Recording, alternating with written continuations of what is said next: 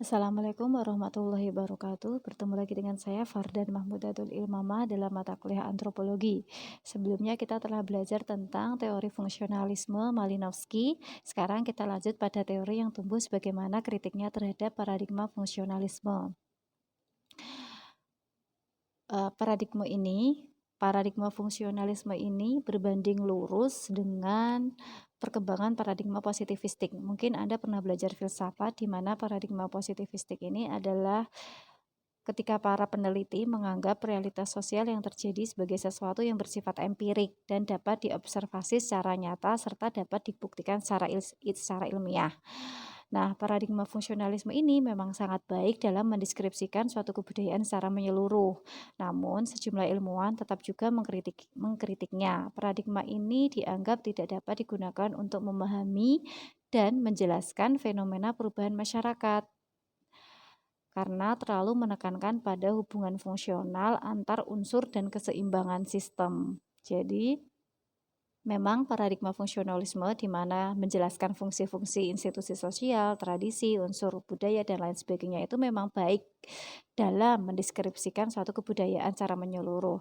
Persoalannya, dia tidak cukup baik saat harus menjelaskan jika terjadi perubahan masyarakat atau perubahan kebudayaan atau menjelaskan fenomena yang menunjukkan perubahan tersebut.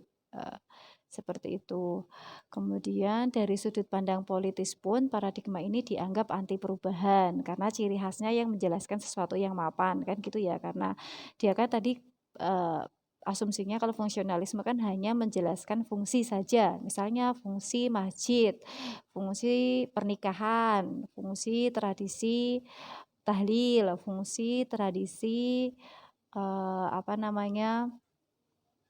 peringatan kematian dan lain sebagainya. Jadi dia hanya menunjukkan sesuatu yang sudah terjadi saja dan sudah mapan tadi. Nah, ini yang dinilai justru kekurangannya karena tidak dapat karena kemudian dia kesulitan dalam menjelaskan misalnya terjadi perubahan sosial. Misalnya tadi makanannya yang awalnya berupa ambeng, nasi, tumpeng gitu ya, kemudian berubah menjadi roti gitu ya. Nah, nanti teori atau paradigma strukturalisme ini yang dianggap lebih pas dalam melakukan analisis daripada teori fungsionalisme tadi. Fungsionalisme dianggap sulit untuk dapat memahami gejala sosial budaya yang bersifat simbolik. Secara hampir semua dalam tradisi kebudayaan ditunjukkan dalam simbol-simbol. Oke, tadi saya ngasih contohnya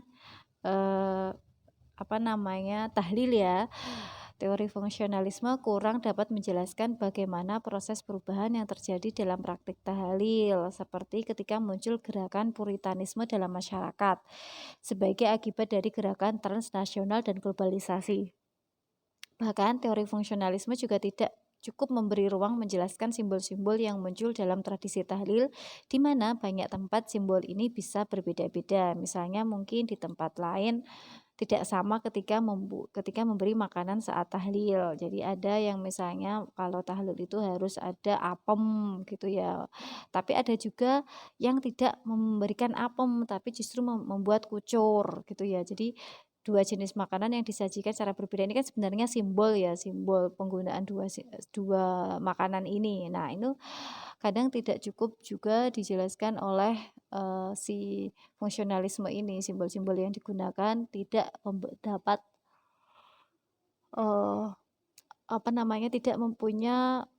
tidak memberi kesempatan dalam mengartikan atau menginterpretasikan simbol-simbol yang muncul dalam sebuah tradisi. Misalnya ini ada gunungan ya, kenapa simbol-simbol sayur mayur ini. Nah, kalau dalam fungsionalisme kan dia hanya dijelaskan bahwa kenapa gunungannya sayur mayur. Oh, karena dia fungsinya adalah untuk menjelaskan sebagian besar orang yang melakukan tradisi gunungan ini pekerjaannya adalah petani, hasil buminya adalah sayur mayur, dia berada di gunung, dia dalam kayak gitu.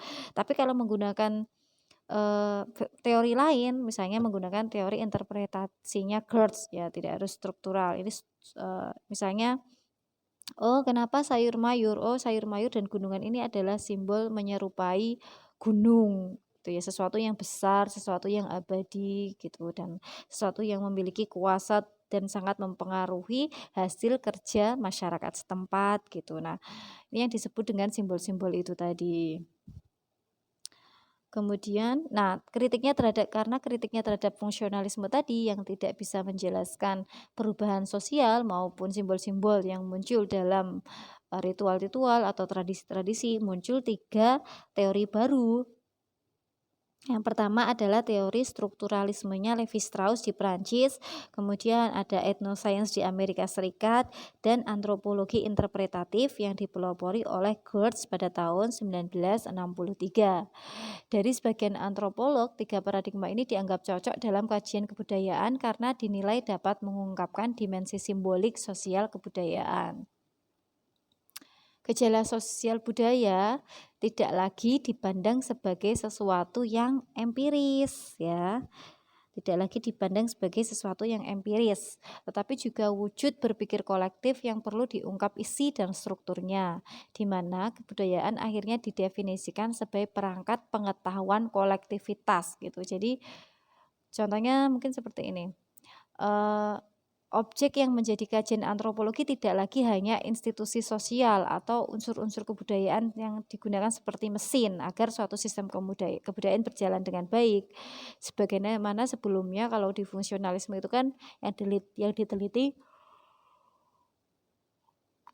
fungsi komunitas masyarakat, fungsi ritual, fungsi mitos, fungsi sistem politik, dan lain sebagainya. Nah, pada teori strukturalisme ini justru menekankan pada bahasa. Karena dalam bahasa menurut Levi-Strauss terdapat ekspresi struktur berpikir manusia.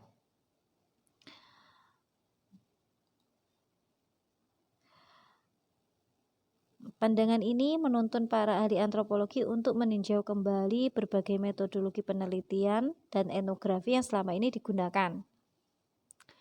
Mereka sekarang kalau dia memang harus menggunakan pendekatan bahasa, maka mereka harus merekam istilah-istilah lokal, kemudian menganalisanya,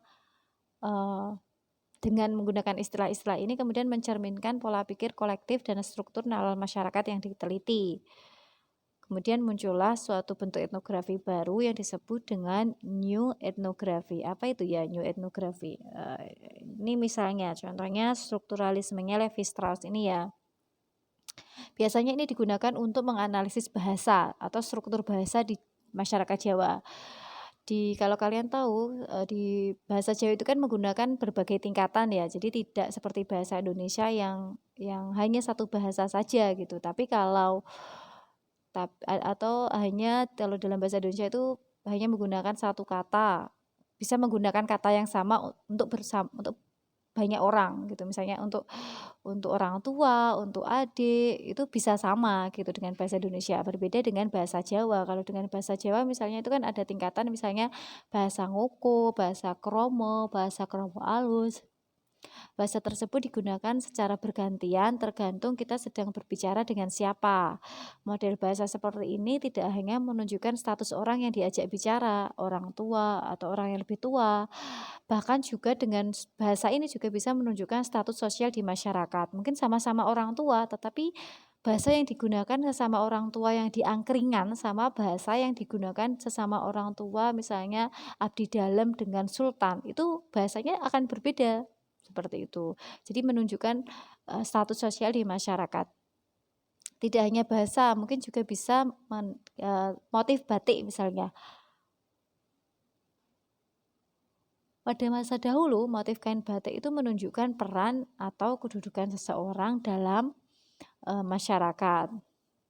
Siapa ya Levi-Strauss ini? Oke. Levi-Strauss ini tuh seorang antropolog sosial Perancis. Dia lahir di Brussels tahun 1908. Tahun 1908, saya jadi ingat itu adalah tahun awal pergerakan Indonesia pertama kali menuju modern ya. Kemudian dia justru minatnya awal itu bukan antropolog. Dia awalnya adalah lulusan Fakultas Hukum di Paris, di Sorbonne di sana ya. Tapi kemudian dia mempelajari studi filsafat dengan aliran materialisme. gitu. Kemudian dia membaca bukunya Primitif Sosial karya Robert Louis, antropolog ini. Nah, kemudianlah dia mulai saat dia mengajar di Brazil, di Sao Paulo, dia melakukan penelitian terhadap masyarakat di San Paulo ini, membuat catatan-catatan, melakukan ekspedisi pertamanya dan lain sebagainya. Kemudian menulis semua pengalamannya itu dalam buku yang judulnya Treatise Tropico gitu ya. Nah, ini karya pertamanya dia yang membuat dia menjadi seorang antropolog. Bukunya banyak banget ya Levi Strauss ini. Ada Elementary Structure of Kinship, Structural Anthropology, Savage Man, Mythology, dan lain sebagainya. Nah, teori si Levi Strauss ini dikenal dengan binary opposite theory. Apa sih teori binary opposite theory? Ini gampangannya adalah suatu teori linguistik konsep oposisi biner, yaitu dia membuat suatu teori di mana makna itu dibangun dari dua kata yang saling bertentangan gitu. Menurut Levi Strauss, bentuk-bentuk kata memiliki kaitan erat dengan bentuk atau susunan sosial masyarakat. Sementara itu, oposisi biner dianggap sebagai konsep yang sama dengan organisasi pemikiran manusia dan kebudayaan. Susah ya kalau menggunakan kalimatnya. Bahasa yang paling enak digunakan itu misalnya iklan ini.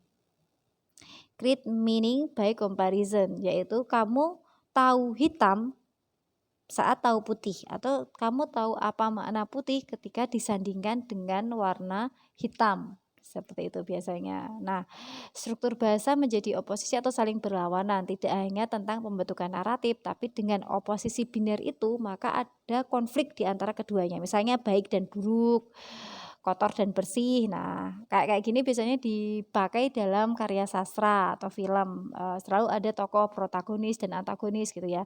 Untuk mengetahui yang baik, untuk mengetahui mana pemeran utamanya, maka harus ada antagonisnya atau pemeran jahatnya, seperti itu.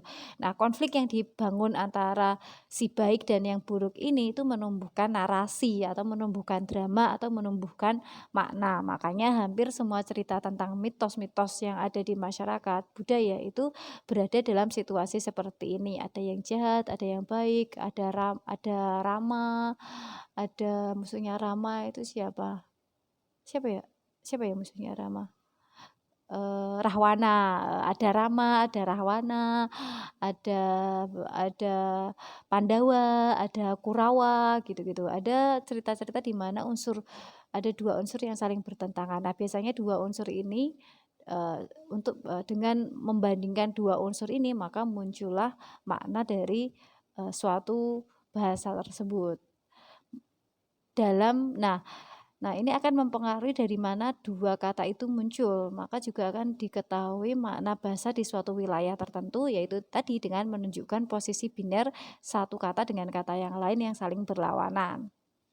Atau yang paling mudah misalnya dengan kata hitam putih yang biasa dikaitkan dengan hitam sebagai kejahatan, kegelapan, keburukan, putih sebagai kesucian, kebenaran, kebersihan, ketulusan, dan sebagainya. Atau kata rasional yang dianggap lebih istimewa dari kata emosional. Kata rasional dianggap superior dan diasosiasikan dengan laki-laki, dan emosional dianggap inferior dan diasosiasikan dengan perempuan. Nah, makna-makna yang tumbuh dari perbedaan kata inilah atau dari konflik di antara keduanya inilah yang disebut tadi ya dengan binary opposite theory. Kemudian kita juga dapat menggunakan teori Levi-Strauss atau binary opposite theory itu dengan membuat dua kata yang saling berlawanan. Biasanya juga digunakan pada iklan, drama, film, menunjukkan dua hal yang berlawanan. Anda dapat menekankan pentingnya suatu produk untuk dibeli dengan melihat mana. Ini contohnya tadi ya, ada iklan. Ini adalah sebenarnya ini iklan Dove dan sempat dikritik juga ya, untuk menunjukkan kalau kamu pakai produk ini maka kamu bisa menjadi putih gitu ya. Misalnya awalnya kulitnya coklat, kemudian menjadi kulitnya putih gitu. Atau biasanya untuk menunjukkan kondisi kotor atau kondisi bersih, untuk menunjukkan bahwa produk ini bisa membuat Anda bersih, lantainya bersih, maka biasanya ditunjukkan dengan lantai yang kotor dan sulit dibersihkan, seperti itu. Seperti itu dengan strukturalisme. Narasi tersebut didasarkan pada kekuatan antara dua hal yang saling bertentangan dan bagaimana konflik tersebut diselesaikan. Dan audiens atau para penonton atau orang yang menggunakan dua kosakata yang berbeda tersebut diposisikan untuk menjustifikasi atau memilih sesuai dengan nilai-nilai budaya yang dimilikinya. Misalnya kata hitam dan putih itu mungkin memiliki nilai yang berbeda dengan satu budaya dengan budaya yang lain. Mungkin kalian pernah nonton Pike ya, di Pike itu kan dia aneh ya, dia bawa baju hitam ke pernikahan karena ada yang kemudian membawa apa namanya, kemudian membawa anggur yang biasanya dipakai di gereja dibawa ke masjid dan lain sebagainya. Nah, nilai-nilai budaya itu yang kemudian menjustifikasi atau bagaimana dia memaknai suatu simbol tadi, misalnya hitam dan putih. Mungkin di tempat lain hitam itu dianggap satu kegelapan, tapi ada juga di mana hitam itu justru dianggap sebagai sesuatu yang suci, sesuatu yang baik, sesuatu yang benar itu justru menggunakan hitam. Seperti kalau Anda berada di Sulawesi itu ada suku yang menggunakan pakaian hitam karena hitam itu dianggap sebagai sesuatu yang sakral gitu ya. Nah, oke.